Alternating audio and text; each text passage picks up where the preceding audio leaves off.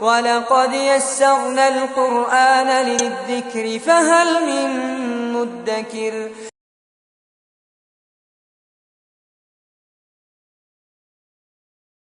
الحمدللہ رب العالمین والصلاة والسلام علی رسولہ الکریم وعلی آلہ واصحابہ اجمعین اما بعد فاعوذ باللہ من الشیطان الرجیم بسم اللہ الرحمن الرحیم رب اشرح لی صدری ویسر لی امری واحلل عقدۃ من لسانی یفقہوا قولی. آج ہم لوگ انشاءاللہ سورہ بقرہ کی آیت نمبر 30 کے بارے میں بات کریں گے. اعوذ باللہ من الشیطان الرجیم وَإِذْ قَالَ رَبُّكَ لِلْمَلَائِكَةِ إِنِّي جَاعِلٌ فِي الْأَرْضِ خلیفہ. اور جب آپ کے رب نے فرشتوں سے کہا کہ میں زمین میں ایک خلیفہ بنانے والا ہوں. اللہ سبحانہ تعالیٰ نے جب آدم علیہ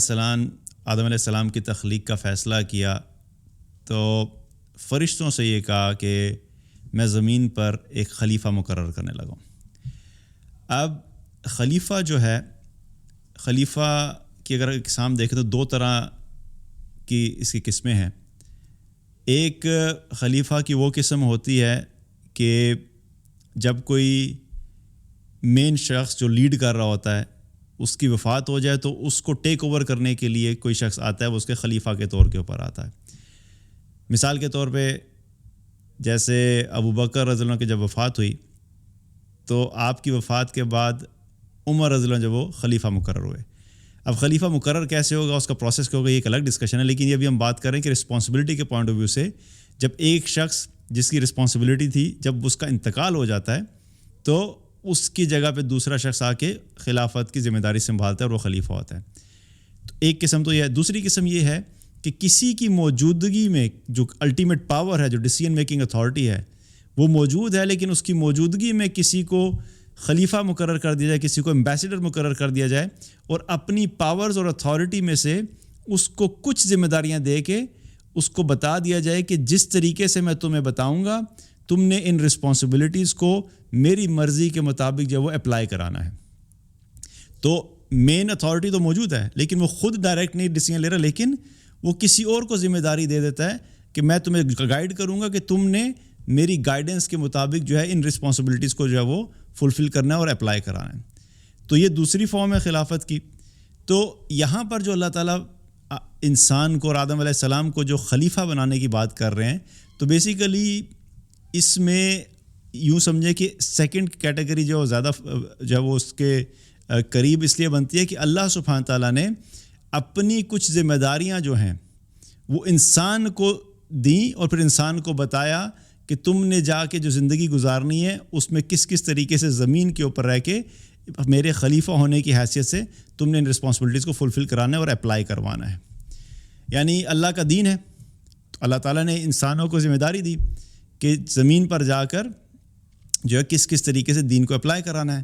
اللہ تعالیٰ نے جب قرآن میں فرمایا اقیم الصلاۃ، نماز قائم کرو، تو اللہ تعالیٰ نے ایک قسم کا حکم دیا کہ اب تمہاری ذمہ داری ہے کہ تم نے زمین پر خود بھی نماز پڑھنی ہے اور جو ارد گرد کے لوگ ہیں ان کو بھی نماز کی طرف لے کر آنا ہے، قائم کرنا ہے. اسی طریقے سے بہت سارے اور احکامات ہیں. تو اللہ کے احکامات کو اپلائی کرنے کے لیے اللہ تعالیٰ نے آدم علیہ السلام کو بنایا اور فرشتوں سے کہا کہ میں زمین پر ایک خلیفہ مقرر کرنے لگا ہوں. تو ایک تو یہ اس کی فارم ہو سکتی ہے. دوسری یہ بھی ہو سکتی ہے کہ پہلے سے کوئی لوگ موجود تھے، ان کے اوپر خلیفہ مقرر کیا جائے. اگر اس کانٹیکس میں دیکھا جائے تو زمین پہ انسانوں سے پہلے جنات موجود تھے. اور عبداللہ ابن عمر رضی اللہ عنہ کی روایت ہے جو کہ تفسیر ابن کثیر کے اندر موجود ہے. انہوں نے فرمایا کہ آدم علیہ السلام کی تخلیق سے تقریباً 2000 سال پہلے زمین پر جو ہے وہ جنات جو ہے وہ موجود تھے. اور ان زمین پر ان جنات نے بڑا فساد مچایا، اس کے بارے میں آگے چل کے ہم بات کریں گے. تو بہرحال اللہ تعالیٰ نے فرشتوں کو یہ بتایا کہ میں زمین پر ایک خلیفہ مقرر کرنے لگا ہوں. اب خلیفہ جو مقرر کیا اللہ تعالیٰ نے تو اس خلافت کو چلانے کے لیے آبویسلی پھر کچھ نہ کچھ ذمہ داریوں کو بتانا بھی تھا کہ اس نے اپنی رسپانسبلٹیز کو فلفل کیسے کرنا ہے. اس کے بارے میں اللہ تعالیٰ نے قرآن میں ایک اور جگہ پہ فرمایا کہ فَإِمَّا يَأْتِيَنَّكُمْ فِي هُدًى فَإِنَّ يَأْتِيَنَّكُمْ مِنِّي هُدًى فَمَنْ تَبِعَ هُدَايَ فَلَا خَوْفٌ عَلَيْهِمْ وَلَا هُمْ يَحْزَنُونَ. اور پھر جب تمہارے پاس میری طرف سے جو ہدایات آتی جائیں تو جو کوئی بھی میری ہدایات کی پیروی کرے گا اس پہ نہ کسی قسم کا کوئی خوف ہوگا اور نہ ہی وہ غمگین ہوں گے۔ اب اللہ تعالیٰ نے خلیفہ مقرر کیا،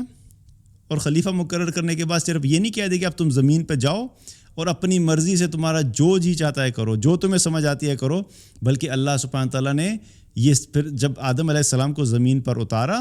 جب آدم علیہ السلام سے جو غلطی ہوئی اور شجر ممنوعہ میں سے انہوں نے پھل کھا لیا، اب جب آدم علیہ السلام کو زمین پر اتارا تو پھر اللہ تعالیٰ نے بہت کلیئرلی ان کو بتایا کہ اپنی مرضی سے جو ہے تم زمین کے اوپر جو ہے وہ اپنی مرضی نہیں کرو گے، بلکہ میں تمہیں بتاؤں گا کہ تم نے زمین پر کس طریقے سے زندگی گزارنی ہے، کیسے تم نے وہاں پہ رہنا ہے، ایک انفرادی زندگی کیسی ہوگی، اجتماعی زندگی کیسی ہوگی، کیا کرنے والے کام ہیں، کیا چھوڑنے والے کام ہیں، یہ ٹائم ٹو ٹائم یہ ساری انسٹرکشنز میری طرف سے آتی رہیں گی، اور جو میری انسٹرکشنز آتی رہیں گی ان کو فالو کرنا ہے، اور جو کوئی ان کو فالو کرے گا وہی لوگ ہوں گے جن پہ نہ کوئی خوف ہوگا اور نہ ہی وہ غمگین ہوں گے۔ اور پھر یہ سلسلہ چلتا رہا، آدم علیہ السلام کو اللہ تعالیٰ نے زمین پر بھیجا اور کچھ قوانین بتائے کہ کس طرح زندگی گزارنی ہے۔ پھر ان کے بعد نوح علیہ السلام آئے،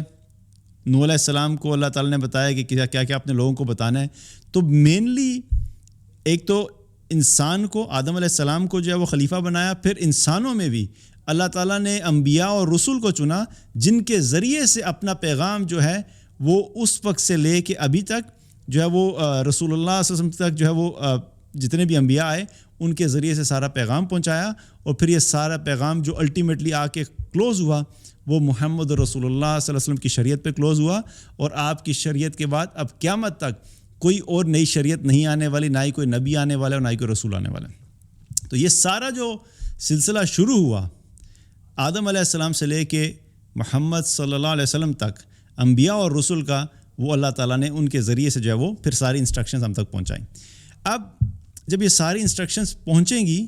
تو اللہ تعالیٰ نے کیا فرمایا کہ ان کو تم نے فالو کرنا ہے۔ اس کے بعد اللہ سبحانہ تعالیٰ اگر دیکھا جائے تو اللہ تعالیٰ نے جب آدم علیہ السلام کو بھیجا تو آدم علیہ السلام سے پہلے میں نے جیسے بات کی کہ عبداللہ ابن عمر کی روایت ہے کہ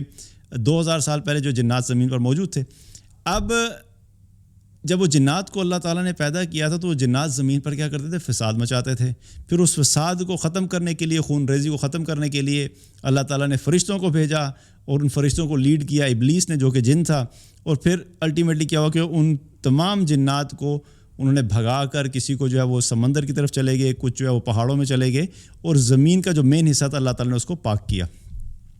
اب جنات جو ہیں زمین سے گئے نہیں تھے، ختم نہیں ہوئے تھے، بلکہ کیا تھا،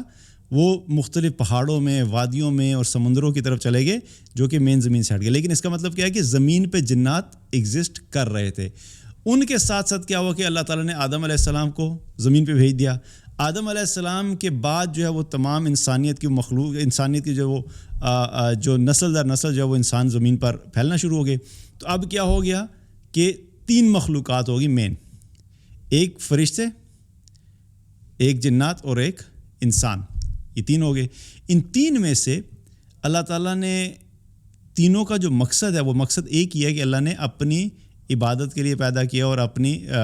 جو وہ بندگی کے لیے پیدا کیا، لیکن ان میں سے انسان کو اور جنات کو اللہ نے اختیار دیا،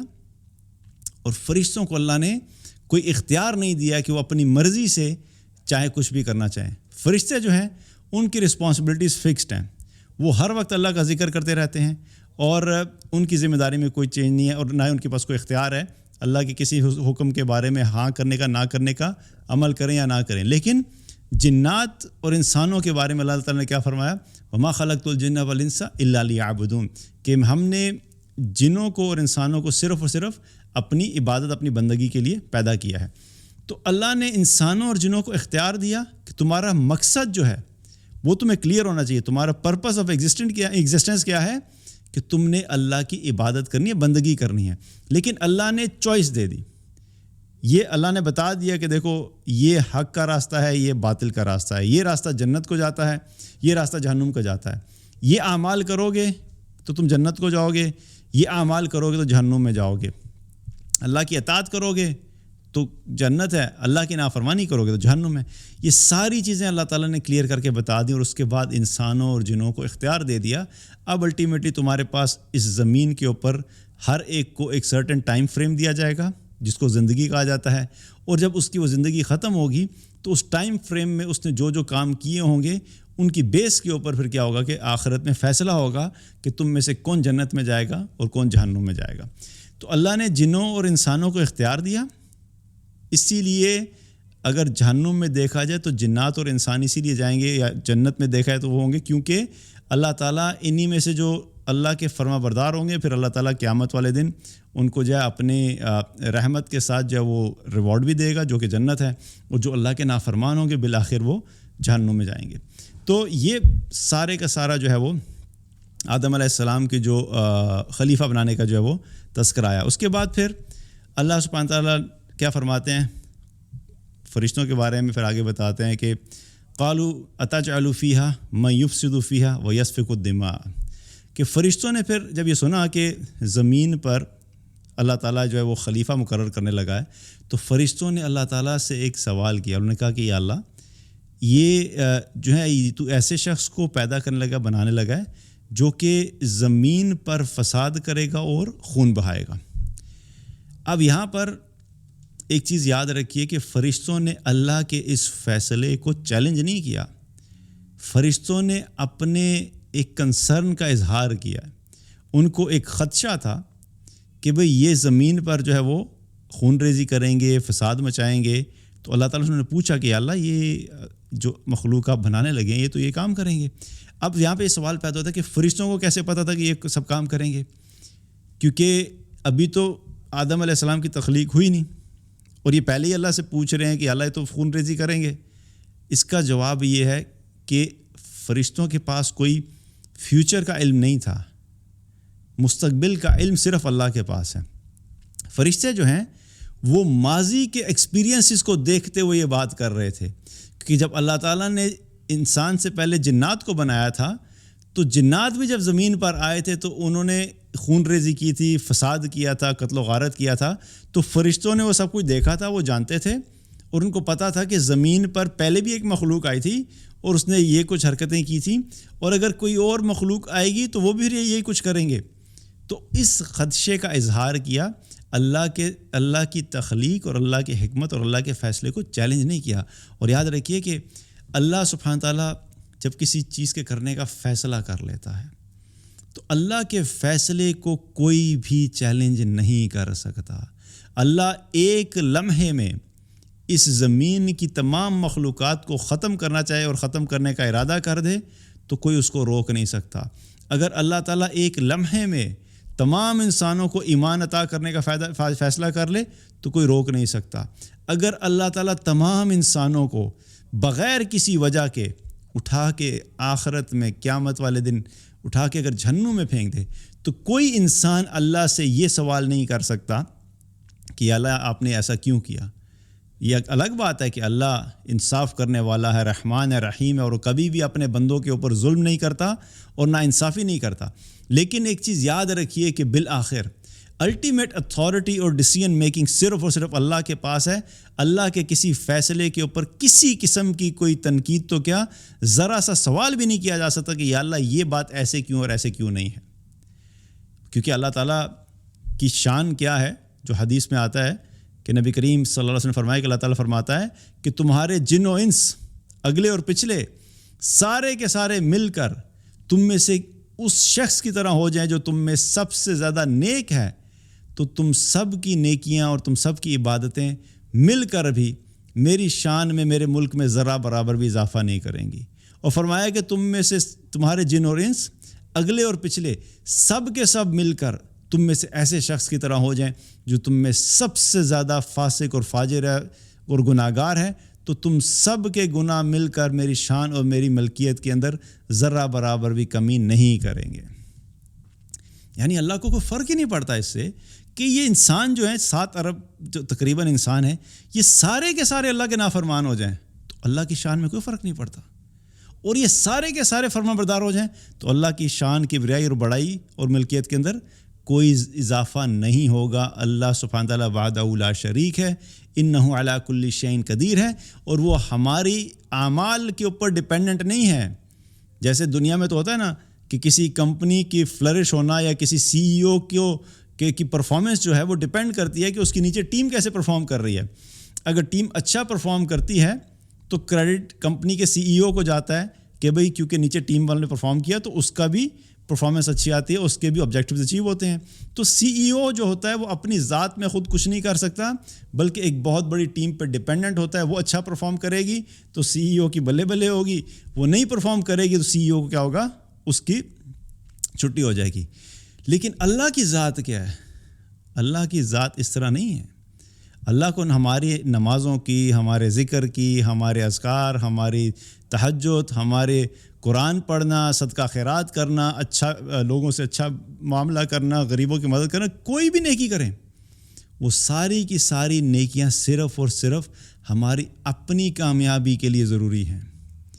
اللہ کو ہماری نیکی اور برائی سے کوئی فرق نہیں پڑتا ہے. تو اس سے کیا پتہ لگا کہ فرشتے جو ہیں وہ اللہ سے سوال نہیں کر رہے کہ اللہ یہ جو تخلیق ہونے لگی آپ کیوں ان کو پیدا کرے, بلکہ وہ اپنے پاسٹ ایکسپیرینس کی بیس کے اوپر اللہ تعالیٰ کے سامنے اپنے ایک خدشے کا اظہار کر رہے ہیں کہ اللہ ہی پہلے بھی ایسے ہوا تھا جنہوں نے یہ سب حرکتیں کی تھیں, اب انسان آئے گا تو پتہ نہیں شاید یہ بھی یہ کام نہ کریں. اس کے بعد فرشتوں نے ظاہر ہے اس ساری سچویشن کو انالائز کیا, اپنے ذہن سے سوچا, اپنی عقل سے کہ بھئی یہ سب کیا ہو رہا ہے. پھر انہوں نے کیا کہا اللہ تعالیٰ سے, وَنَحْنُ نُسَبِّحُ بِحَمْدِكَ وَنُقَدِّسُ لَكَ, کہ اللہ ہم ہیں نا تیری حمد بیان کرنے کے, تیری حمد و ثنا بیان کرنے کے لیے اور تیری تسبیح و تقدیس بیان کرنے کے لیے. تو مقصد بتانے کا کیا تھا کہ اللہ اگر تو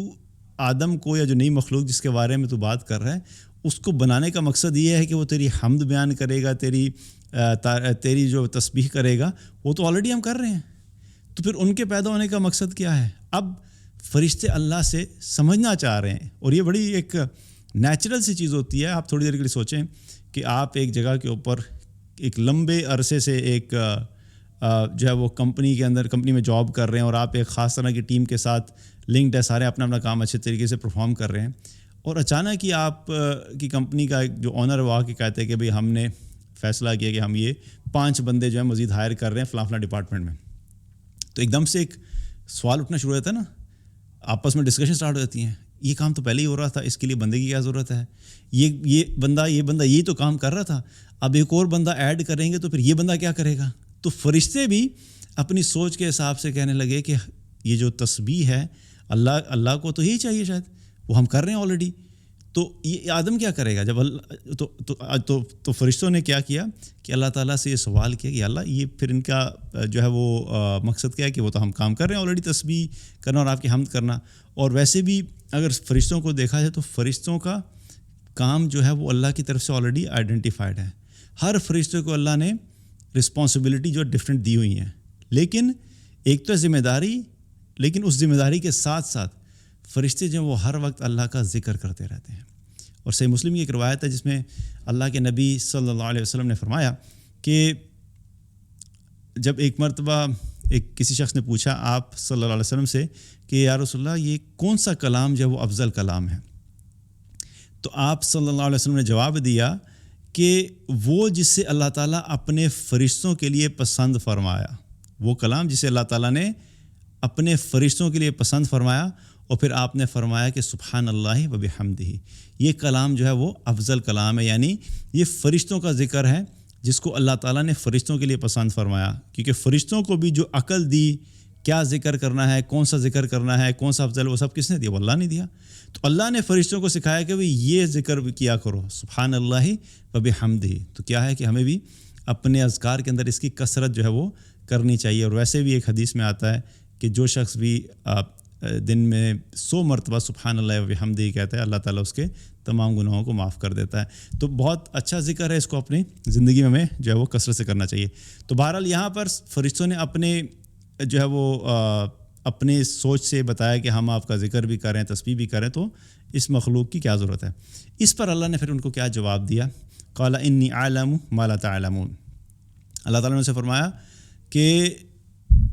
جو کچھ میں جانتا ہوں وہ تم نہیں جانتے. سبحان اللہ, یہ بات تو دیکھنے میں بڑی سمپل سی اور چھوٹی سی لگتی ہے, لیکن اس ایک جواب میں اتنے سارے پیغامات ہیں جن کو ہمیں سیکھنے کی ضرورت ہے. اب اللہ فرشتوں کو کیا کہہ رہا ہے کہ جو کچھ میں جانتا ہوں وہ تم نہیں جانتے۔ پہلا اللہ تعالیٰ نے فرشتوں کو جواب دینے کا ریزن کیا ہے کہ ضروری نہیں کہ جو چیز تمہیں سمجھ آ رہی ہے، جو تم سوچ رہے ہو ویسا ہی ہو۔ پہلے تم یہ سوچتے رہے کہ شاید یہ ذکر و اذکار کے لیے اور تسبیحات کے لیے پیدا کر رہے ہیں، اللہ نے اس بات کا جواب ان کو نہیں دیا کہ میں اس لیے پیدا کر رہا ہوں۔ پھر انہوں نے سوال کیا بھائی اگر یہ سب جو کرنا ہے تو ہم بھی تو موجود ہیں، تو پھر اس کے پیدا کرنے کا کیا مقصد ہے؟ تو اللہ نے وہاں پہ ان کو کہہ دیا کہ جو میں جانتا ہوں وہ تم نہیں جانتے۔ یعنی بہت سی ایسی چیزیں ہیں جن کی حکمت صرف اللہ جانتا ہے اور اللہ تک ہی رہنی چاہیے۔ ہم میں سے اکثر لوگ کیا کرتے ہیں، یہ بات صرف فرشتوں کے لیے نہیں، یہ بات ہمارے لیے بھی ہے کہ بہت سے ایسے لوگ ہیں جو ہر بات میں ایک سوال اٹھاتے ہیں، وہ کیا ہے؟ یہ جو اللہ نے قرآن میں کہا ہے بھئی اس کے پیچھے لاجک کیا ہے؟ یہ جو اللہ نے کیا ہے، حکم دیا ہے، اس کے پیچھے حکمت کیا ہے؟ یہ بات جو ہے اس کے کہنے کا مقصد کیا ہے؟ تو یاد رکھیے کہ ایک ایمان والا جو ہوتا ہے اس کا تعلق جو اللہ سے ہوتا ہے نا، اس تعلق کی بنیاد یہ ہوتی ہے کہ یا اللہ میں تجھے اپنا خالق، مالک، مدبر، رازق مانتا ہوں، اور جو بات بھی تو نے قرآن میں کہی ہے وہ بالکل سچ ہے اور حق ہے، اور سمعنا و اطعنا والی کیفیت ہے۔ بس یا اللہ میں نے سنا اور میں اطاعت کروں گا،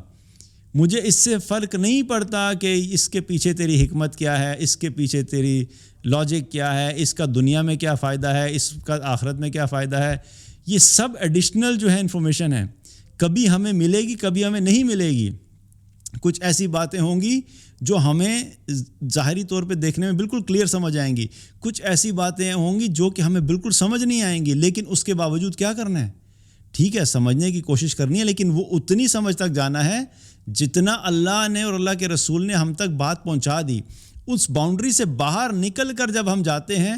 اپنی عقل کے گھوڑے دوڑاتے ہیں، تو پھر کیا ہوتا ہے؟ پھر گمراہی کے دروازے کھلتے ہیں۔ جب انسان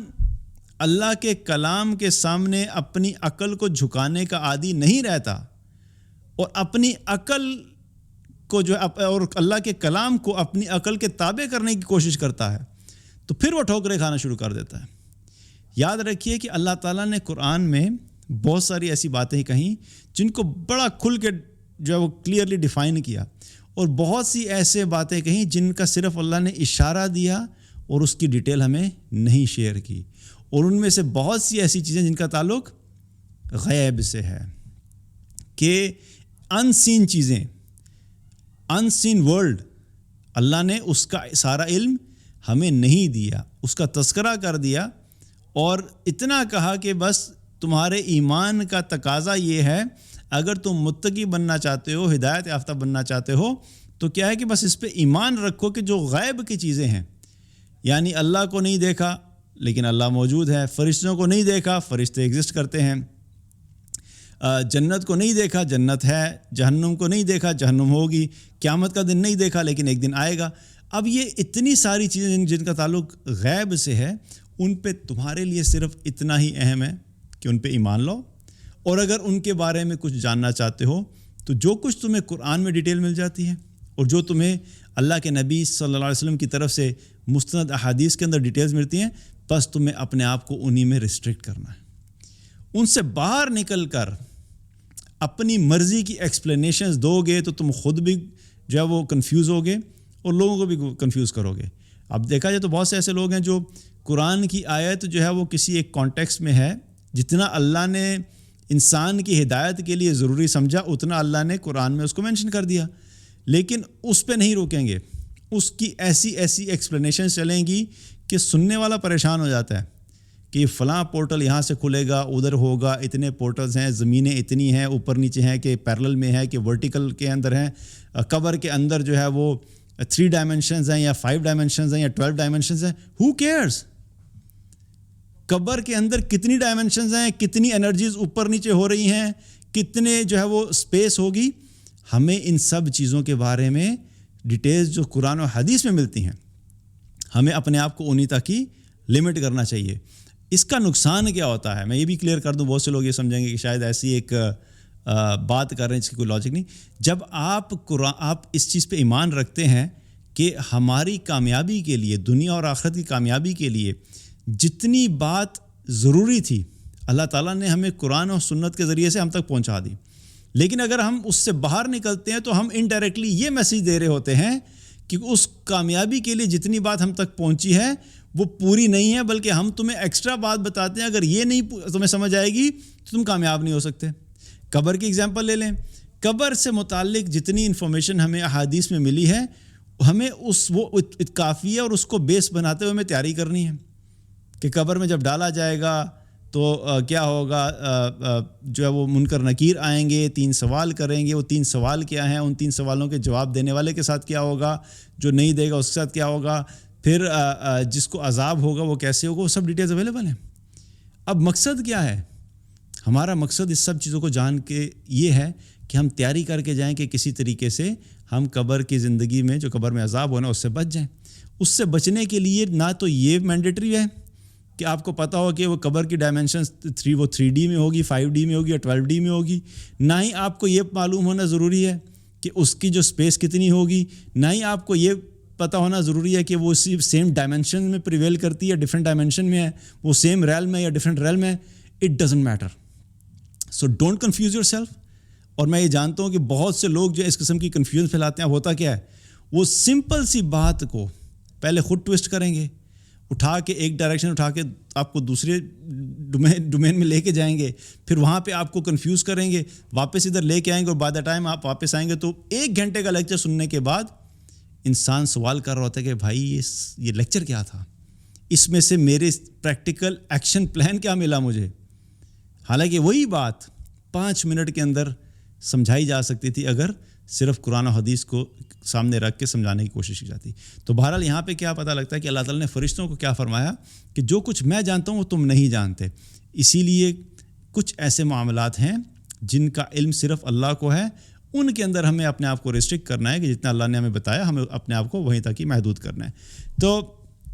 یہ بیسیکلی آج یہاں پہ آیت ختم ہوتی ہے، اتنی ہم بات کریں گے. اور اس میں ہمارے لیے بہت سی چیزیں سیکھنے والی. ایک تو یہ ہے کہ اللہ تعالیٰ نے انسان کو خلیفہ مقرر کیا، ایک بہت بڑی رسپانسبلٹی ہے. ہمیں سمجھنا چاہیے، ہمیں اس طریقے سے ایکٹ کرنا چاہیے، ہمیں اس طریقے سے اپنے آپ کو کیری کرنا چاہیے کہ ہم اللہ کے ایمبیسڈر ہیں زمین پر، اور ہمیں اسی طریقے سے زندگی گزار. پھر اللہ تعالیٰ نے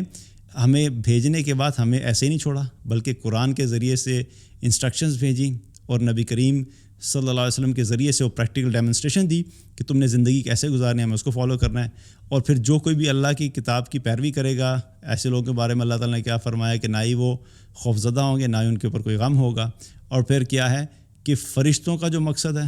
وہ کلیئر ہے، انسانوں اور جنات کی جو پیدائش کا مقصد ہے وہ بھی بڑا کلیئر ہے. اور پھر الٹیمیٹلی کیا ہے کہ ہر چیز کے بارے میں صرف اور صرف اللہ جانتا ہے، اور اللہ نے جس چیز کے بارے میں بتایا اس کا علم حاصل کرنا ہے. جس کے بارے میں اللہ نے ہمیں علم نہیں دیا اس کے بارے میں صرف اللہ کی بات کے اوپر ایمان لے کر آنا ہے. اللہ تعالیٰ سے دعا ہے کہ اللہ تعالیٰ ہم سب کو عمل کی توفیق عطا فرمائے. بارک اللہ علیہ ولکم. السلام علیکم ورحمۃ اللہ وبرکاتہ.